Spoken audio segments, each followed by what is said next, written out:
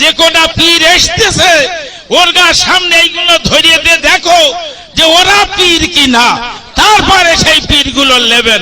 ভাইজান, দাদা হুজুর বসিয়াট হুজুর পীর ছিলেন, শুধু তসবিহ টিপিনি, 800 মাদ্রাসা তৈরি করে তারা কবরে গেছে।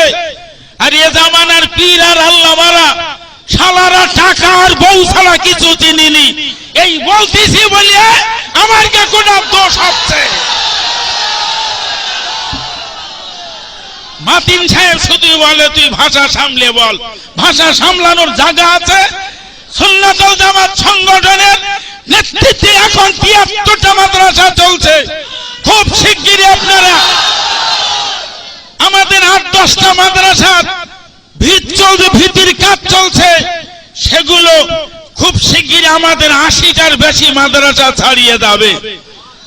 আমরা মাদ্রাসা তৈরি করার জন্য ব্যস্ত, আর ওরা সারা রাত ১৫,০০০ ২০,০০০ করে টাকালে সারাদিন বোর সঙ্গে সংসার করে আবার সন্ধ্যাবেলা বেরোয়।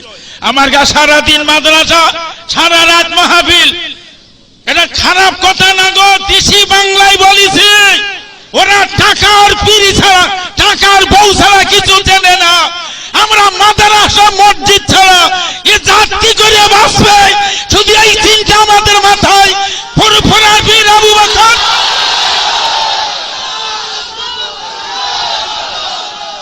ফুরফুরা পীর আবু বকর, আল্লামা রুহুল আমিন গরুর গাড়ি চেপে, পালকি চেপে ৮০০ মাদ্রাসা তৈরি করে গেছে।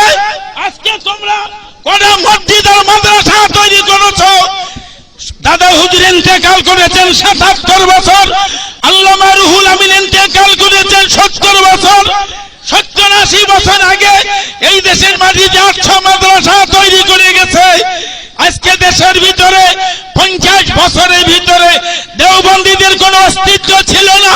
দেওবন্দী ওলামারা ৮৫টা টাইটেল মাদ্রাসা তৈরি করেছে, ১৩টা কাফিয়া মাদ্রাসা তৈরি করেছে। এই সিলসিলার হুজুরদের ১৩টা কাফিয়া মাদ্রাসা নি, এদের ৫টা টাইটেল মাদ্রাসা নি। আমরা যে কোটা তৈরি করছি আমাদের বিরুদ্ধে শুধু বিরোধিতাই করে চলেছে। ফুরফুরার দাদা হুজুর পীর কেবলার খলিফা ছিলেন, যিনি কলকাতা হাইকোর্ট ইন্সপেক্টর সুফি আব্দুল লতিফ রহমাতুল্লাহ আলাইহি, রাসূলুল্লাহর সঙ্গে তার ফুরুতি রাতে স্বপ্নে দিদার হতো। রাসূলুল্লাহ পরপর ৩ রাতের একই কথা বললেন, বাবা আব্দুল লতিফ বড় মাওলানা রুহুল আমিন সাহেবকে বলে দেবেন তিনি যেন বেদাতি তাফসীরগুলোর প্রতিবাদ করেন, এবং তিনি যত কিতাব লিখেছেন তার কিতাবগুলোকে আমি রাসূলুল্লাহ কবুল করিলাম। জোরে বলুন সুবহানাল্লাহ। আমি বিশেষ কিছু বলবো না, তারই লেখা এদেশের শ্রেষ্ঠতম আলেম আল্লামা রুহুল আমিনের লেখা তাসাউফ তত্ত্ব কিতাবের ১৯৫ পৃষ্ঠা থেকে মাত্র কটা পৃষ্ঠা পড়িয়ে শোনাচ্ছি, একটু শোনেন। পীর কাকে বলে? তরিকতে পীরের শর্ত, পীরের জন্য কয়েকটি শর্ত আছে। প্রথম, কোরআন ও হাদিসের জ্ঞান লাভ করা। কোরআন শরীফে এতটুকু জ্ঞান লাভ করিলে যথেষ্ট হইবে যে তফসিরে মাদারেক, তফসিরে জালালাইন অথবা এইরূপ কোন তফসির আয়ত্ত করিতে থাকেন, একজন বিদ্বানের নিকট উহা সুচারু রূপে শিক্ষা করিয়া থাকেন। হাদিস শরীফের এতটুকু জ্ঞান লাভ হইলে যথেষ্ট হইবে যে মিশকাতুল মাসাবি গ্রন্থের তুল্য কোন গ্রন্থ সুচারু রূপে শিক্ষা আয়ত্ত করিয়া থাকেন। মাওলানা ওলিউল্লাহ মুহাদ্দিস দেহলভী রহমাতুল্লাহ বলিয়াছেন যে মুর্শিদকে নিত্য প্রয়োজনীয় মশলা সমূহ অবগত হওয়া আবশ্যক।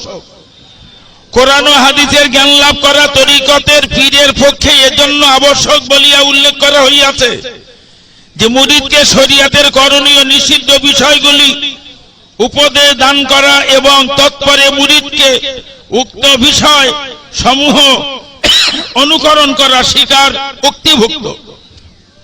যে ব্যক্তি কোরআন ও হাদিসে অনভিজ্ঞ তাহার দ্বারা ওই সমস্ত বিষয় কিরূপে সুসম্পন্ন। টিকাকার লিখেছেন এলাকায় একালের অবস্থা বিপরীত হইয়াছে। নিরক্ষণ ফকিরেরা ভান্ডামি করিয়া বলিয়া থাকে যে পীর মুরিদের জন্য কোরআন হাদিসের জ্ঞান লাভ করা আবশ্যক নাই, বরং উক্ত জ্ঞান লাভে তরিকত বিষয়ে ক্ষতি সাধিত হয়। কেননা শরিয়াত ও তরিকত পৃথক পৃথক বস্তু। কিন্তু কাওয়াতুল কুলুব, আওয়ারে বেহিয়াল উলুম, কিমিয়া সাদাত এবং জানাব বড় পীর সাহেবের রচিত ফতুল গায়ব অগুনিয়াতুত তালিবিনের ন্যায় প্রাচীন তরিকতপন্থী বিদ্বান দিগের গ্রন্থে স্পষ্ট লিখিত আছে যে কোরআন ও হাদিসের জ্ঞান লাভ করা তরিকত ও তাসাউফের জন্য অপরিহার্য বিষয়। সমস্ত তরিকত বিদ্বান এক বাক্যে বলিয়াছেন যে ব্যক্তি কোরআন ও হাদিসের জ্ঞান অর্জন করিয়াছে, তাহা ব্যতীত অন্য কেহ যেন লোককে উপদেশ দান না করে। কিন্তু এক ব্যক্তি যদি বহুকাল ধর্মপরের বিদ্বান মণ্ডলী সহিত থাকিয়া তাহাদের দ্বারা চরিত্র গঠন করিয়া থাকেন, হারাম হালাল বিষয়ে জ্ঞান লাভ করিয়া থাকেন, কোরআন হাদিস অনুযায়ী নিজের স্বভাব গঠন করিয়া থাকেন এবং কোরআন ও হাদিস শ্রবণে ভীত বিহবল হইয়া পড়েন, তবে তাহার পক্ষে যথেষ্ট হইবে বলিয়া বিবেচিত হয়। পীরের দ্বিতীয় শর্ত মুর্শিদের ন্যায়পরায়ণ ধর্মভীরু হওয়া। সুতরাং তাহার পক্ষে মহা মহা গুনাহ হইতে বিরত থাকা এবং ক্ষুদ্র ক্ষুদ্র গুনাহ পুনরায় পুনরায় না করা ওয়াজিব। এখন কাগজ বেরুইতে বেরোচ্ছে পীর আর আল্লামা। তাই পীর কারে বলে? আল্লামা রুহুল আমিনের লেখা কিতাব আপনাদের পড়ে শোনাচ্ছি। তার লেখা তাসাউফ তত্ত্ব 195 পৃষ্ঠা থেকে দেখে নেবেন। 3 নম্বর শর্ত এই যে তৃতীয় সংগ্রাসক্ত না হয়েন, পরকালের চিন্তায় আকৃষ্ট হন, আবশ্যকীয় ইবাদতগুলি সহিহ সহিহ হাদিসে প্রমাণিত উল্লেখিত জিকিরগুলি সর্বদা সুসম্পন্ন করিতে স্থির প্রতিজ্ঞ হন, সতত পবিত্র খোদা তাআলার ধ্যানে হৃদয়কে সংলিপ্ত রাখেন এবং সর্বদা ধ্যান হৃদয়ে পোষণ করিতে সুদক্ষ হেন। 4 নম্বর, যে ব্যক্তি লোককে শরীয়তের করণীয় বিষয় পালন করিতে নিষিদ্ধ বিষয় হইতে বিরত রাখিতে উপদেশ প্রদান করেন, সচিন চেতা স্তর প্রতিজ্ঞ চরিত্রবান বিচক্ষণ হন, যেন তাহার প্রত্যেক উপদেশে নিষেধের উপর আজ্ঞা স্থাপন করা যায়। খোদা তাআলা বলিয়াছেন, উক্ত সাক্ষী দিগের কথা গ্রাহ্য হইবে যাহাদিগকে তোমরা পছন্দ করো। যখন সাক্ষ্য গ্রহণ করিতে সাক্ষী দিগের উপযুক্ত হওয়া আবশ্যক, তখন তরিকতের পীরের কিরূপ হওয়া আবশ্যক তাহারাই ধারণা করো। 5ম শর্তেই যে তিনি অনেক সময় সিদ্ধ পীর দিগের সঙ্গ লাভ করিয়া চরিত্র গঠন করিয়া থাকেন এবং তাহার দিগের নিকট হইতে আত্মাদিক জ্যোতি ও শান্তি লাভ করিয়া থাকেন। সিদ্ধ গুরু দিগের সঙ্গ লাভ করা এই জন্য তাহার পক্ষে শর্ত বলিয়া উল্লেখ করা হইয়াছে যে খোদা তাআলার এরূপ বিধান প্রচলিত আছে যে মনুষ্য যতক্ষণ সিদ্ধ পীর দিগের দর্শন লাভ না করে ততক্ষণ সিদ্ধি লাভ করিতে পারে না। যেরূপ মানুষ বিদ্বানগণের সঙ্গ লাভ ব্যতীত বিদ্যার্জন করিতে সক্ষম হয় না, এই অন্যান্য তরিকার সম্বন্ধে অনুমান করিতে হইবে। শাহ ওলিউল্লাহ মুহাদ্দিস দেহলভির কথা এই 5টা শর্তের কথা বলেছেন। ফতোয়া আজিজের লেখক ভারতবর্ষের শ্রেষ্ঠতম আলেম আব্দুল আজিজ মুহাদ্দিস দেহলভির কিতাব থেকে আল্লামা হুজুর লিখছেন, ইরশাদুত তালিবিন ফতোয়া আজিজি 2য় খণ্ড।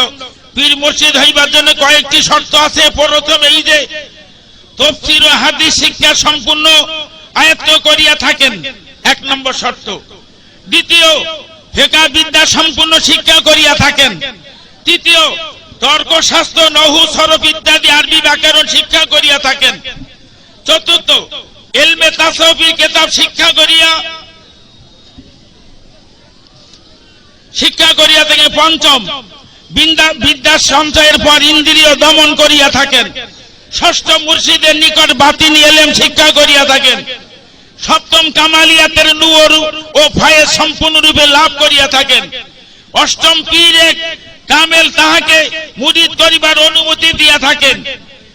তিনি পীরে কামেল খেদমত করিয়া অনুমতি প্রাপ্ত হইয়াছেন, তিনি কামেল পীর হইবেন। তারপরে আল্লামা হুজুর লিখছেন, কেবল শেখ জাদা, সৈয়দ জাদা ও মোল্লা দাদা হইলে কামেল পীর হওয়া যায় না। যে দিবস সিংহা ফুৎকার করা হইবে তখন বলা হইবে না যে অমুক শেখ ও সৈয়দ দরবেশ দাদাকে আনায়ন করো, বরং বলা হইবে যাহা আমল করিয়াছ তাহাই আনায়ন করো। আল্লামা হুজুরের লেখা তাসাউফ তত্ত্ব 195 থেকে 198 পৃষ্ঠা পর্যন্ত পড়লি বোঝা যাবে দেশে পীর কেডা আর পীর আছে কিনা।